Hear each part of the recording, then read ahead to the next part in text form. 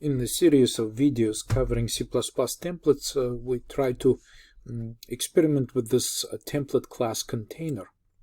Well, of course, designing your own container class from scratch is probably not a very good idea, because C++ standard library already comes with a standard vector and other types of generic containers that can accommodate various types of data.